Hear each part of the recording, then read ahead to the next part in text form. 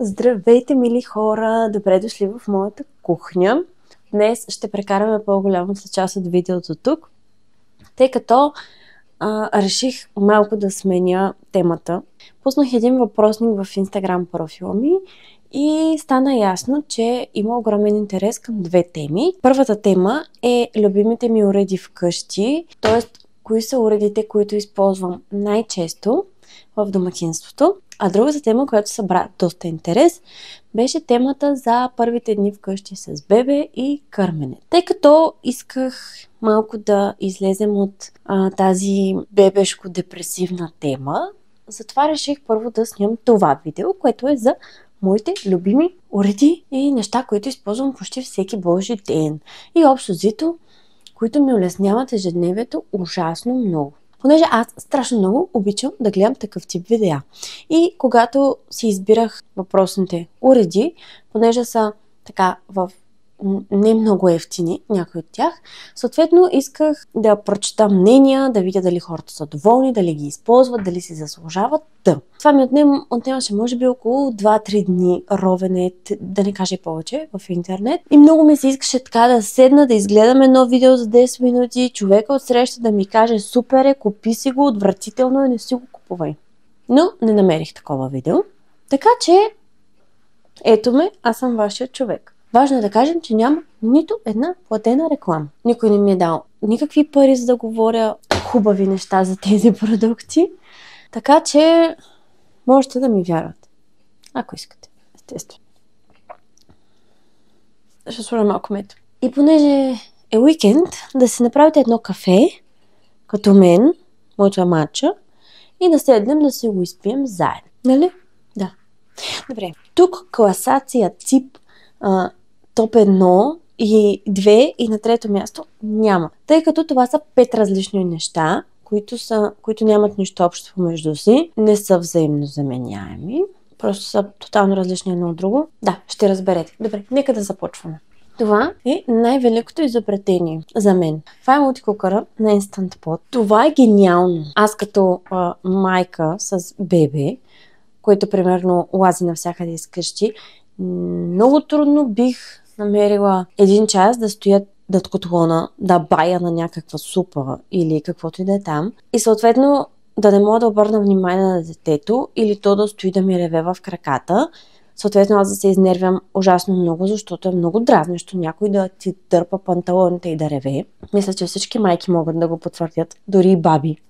Знам, че си обичате внуците, но много е дразнещо. Просто готвенето за мен беше абсолютно ужасно задължение, но изведнъж това чудо прекрасно, невероятно се появи вкъщи и промени отношението ми към готвенето. Обичам го, защото спестява ужасно много време. Време за готвене, време за миене, дори. Благодарение на него нямам проблем да сготвя 2 неща за един ден. Примерно, как го използвам аз? Решавам, че на обяд ще ядем лещ. Като станем сутринта, режа си зеленчуците, слагам си ги вътре, слагам си лещата, слагам вода, затварям кампака и излизаме. След това нещо си се готви. Когато се върнем, лещата е готова и ядем. Супер лесно. Или може би се прибира в 7. Аз не съм сготвила. Играя си половин час с детето, аз слагам един рис, едно месо и след половин час вечерята е готова. Като имаме предвид, че аз не стоя целият този половин час тук. Няма запичащ капак, няма airfryer, няма никакви такива неща. Готви страхотно, много вкусно. Другия плюс е, че има само една тенджера, която е от нераждаема стомана за всички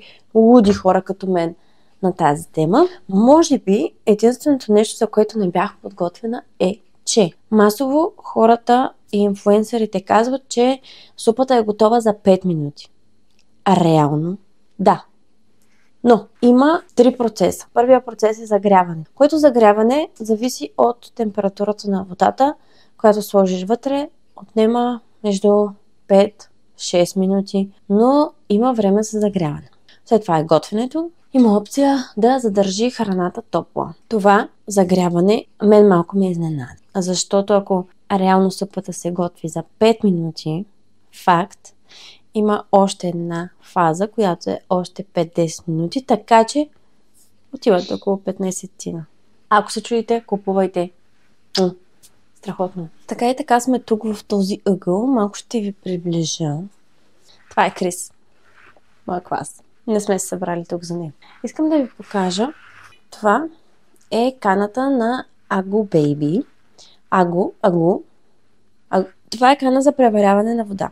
Основно се използва за направата на адаптирано мляко. Знам, че има кани на същия принцип на други марки, но за мен това е много добро попадение. Има ужасно много функции. Първата функция е преваряване на вода. Нищо специално.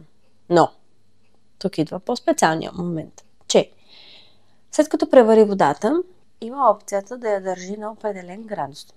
В нашия случай тази кана я държи на 40 градуса. Има опция за затопляне на водата, т.е.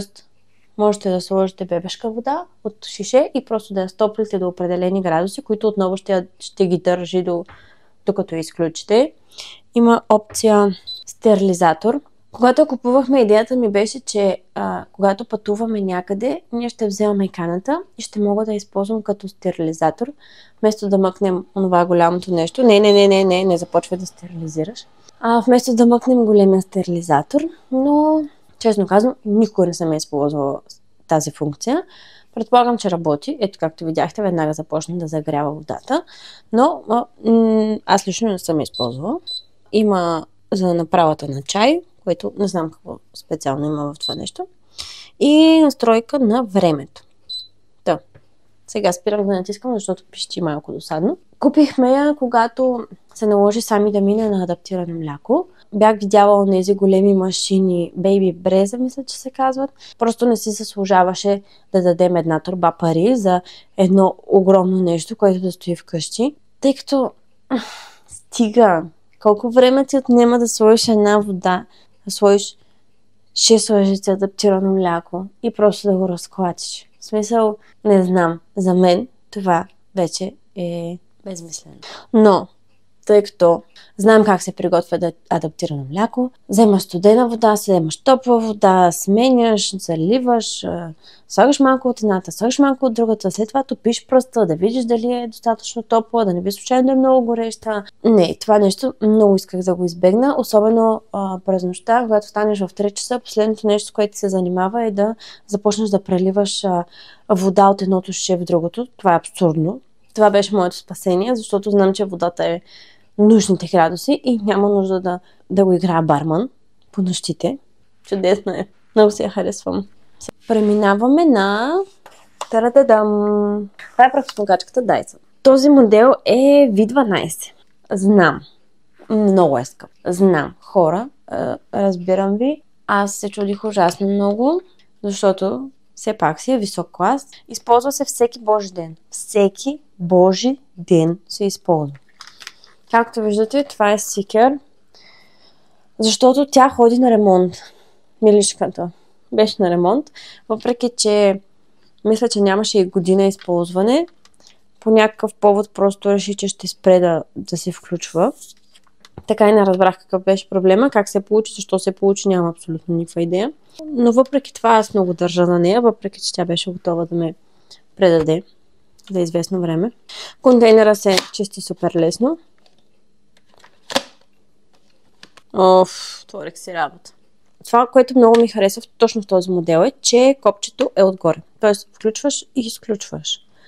А на останалите прахосмокачки имаш тук едно копче и докато чистиш през цялото време трябва да стискаш това копче, което съм чувала от приятелки, че е изморително до някаква степен. Ръката ти нон-стоп да е стисната. Друго нещо, което ми харесва точно в този модел е, че идва с супер много приставки. А сега ще ви ги покажа, само да ги събера, защото са разпръснати навсякъде. Ако и вие като мен си мислите, че за тези пари няма минуси, има. Сега ще ви кажа какъв е. Минусът е, че тази, както и другата приставка за под, са изключително дебели и няма как да влязат под диван или под някаква мебел, под която има супер малко място. Така че много е хубава, много си обичам, използвам я ежедневно, но за мен това е доста неприятен момент, защото все пак знаем колко прахоляк има под дивана и не мога просто да го дропна и да го изчистя. В смисъл, той може би тежи около 7 пъти повече от мен. Прахосмокачката идва с ето тази сопичка. На нея могат да се сложат абсолютно всички приставки. Това е първата приставка, която е за пот. Така, тази приставка ми е една от любимите. Не защото е супер мекичка, защото има една зелена светлина, която когато я пуснеш, я сложиш на пода и просто разбираш, че никога не е било чисто у вас. Сега ще ви покажа.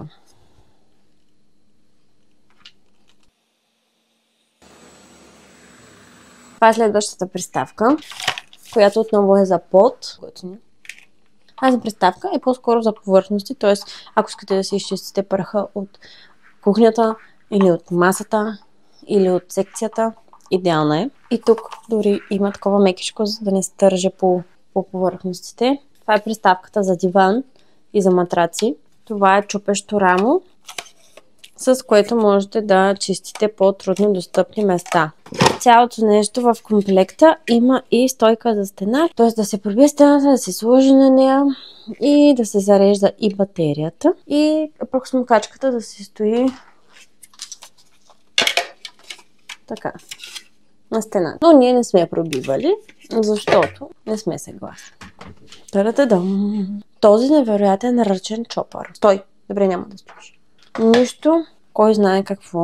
Ръчен чопър нямах доскоро. Благодарение на него ми стана още по-приятно да готвя, защото просто слагам лука, дърпам 4-5 пъти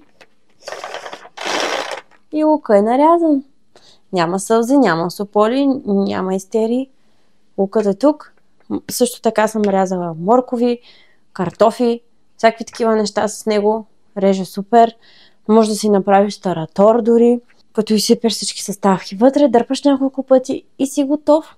Просто това е уникално. Имам още един, който е по-малък, който мисля, че е в Миялната. От Lidl е. Ето толкова някъде. Ако ми трябва повече зеленчуци, използвам този.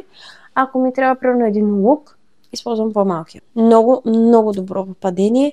Страхотно е за всички, които мразят да режат лук. Просто е невероятно. Абсолютно откритие. Страхотно е. В смисъл, какво си говорим. То остана само един уред. Последния. Най-добрия. Ще си поседнем тук на земята, защото го държа ето тук. Сега тук има малко повече кабели. Ще ги разплетем. Няма страшно. Справихме се. Така, това е прочистачка на Керхер. По принцип, когато си купувахме Дайсъна, една от основните ми подбуди да искам такъв тип прахосмукачка беше досадния кабел, който нон-стоп върви след теб. Ти нон-стоп го дърпаш. По принцип, по закон, прахосмукачката заяжда някъде в някой ъгъл. След това ти се изнервяш, продължаваш да дърпаш кабела. Тя продължава да стои на този ъгъл. И това за мен беше адски досадно. Просто видях спасението в безкабелните варианти на прахосмукачка. И много се радвам, че за известно време се спасих от това нещо. Защо за известно време? Защото се запалих по идеята да си вземем и прочистачка. Какво ми хареса? И защо? Защото, когато се роди детето, реших, че всички тези препарати, които използваме в ежедневието, миришат супер силно. Дори да са бебешки, дори да са детски. Миризмата е супер натрапчива и според мен би дразнила едно малко бебе. Затова смених абсолютно всички препарати да са бионатурални и съответно да не миришат толкова натрапчиво и силно. И изобщо не съжалявам за това си решение, тъй като мен започнаха да ме дразнят обикновените препарати вече и самата миризма ми е, честно казано, ми предизвиква главоболие. Знам, че звуча като някаква лелка пенсионерка, но е абсолютен факт. Просто тази тежка миризма имам чувство, че ми изпържва мозъка. Реших да се поразровя още повече и след доста инфлуенсърски маркетинг, който ме заля, видях колко много ползи, колко много време спестява прочистачката. Ето я. И вече почти не използвам препарати и парцали. Изобщо по-да рядко го минавам с препарат. Не знам дали е правилно, не знам дали е окей да живеем по този начин, но за момента ни върши супер работа. Чистя абсолютно всичко с нея. Фугите светят. Тоест, ако имаш време и желание да седнеш да изтъркаш тези фуги, те наистина могат да светнат. Естествено, с малко помощ, примерно от някакъв препарат, ще стане супер. Това нещо е уникално, работи само с вода. Има няколко приставки. Можеш да си изчистиш комарника, кухнята, банята, тоалетната, спалнята, всякакви шкафове. Чисти с нея дори мивката. Всички знаем как около мивката се събира една много гадни работи. Под котлона също се събират отвратителни гадорийки, които също излизат с нея. И буквално за 1 час аз си изчиствам цялата къща. А знаете колко е досадно да почнеш да тръкаш с този препарат и с този парцал и то да не излиза, или примерно да се разхождаш с кофата. Сега ще ви покажа и приставките. Така, това е мопа. Това се маха и се пере. Има два удължителя за този моп, съответно за да стане по-удобен за използване. Има такава приставка, на която се слага това прекрасно парцалче. И сега с нея се чистя масата, кухнята, плота, всякакви такива мебели. Имаме приставка за стъкла и за огледала. Супер е. И имаме ето тази малка приставка, която е за която е за фуги, примерно може да си изчистиш около мивката с нея. Много е добра. И се продават допълнителни приставки. И общо взето съм много доволна. Това са наистина неща, които използвам всеки божи ден. Айде сега да не прекалявам. Пръчтачката не използвам всеки божи ден. Останалите наистина си ги ползвам постоянно. Смятам, че парите си заслужават. Наистина. Дори някои неща да са по-скъпи в България, винаги има вариант да проверите в Амазон, в италианския, в немския, в английския. А също така могат да се намерят добри оферти на Black Friday, преди Black Friday също. Пускат някакви промоции, промокодове, може да следите инфлуенсърите. Ако се чудите за някои от тези уреди, моето мнение е абсолютно 100%, 200, 300, 500%. Да, стига толкова. Чао хора!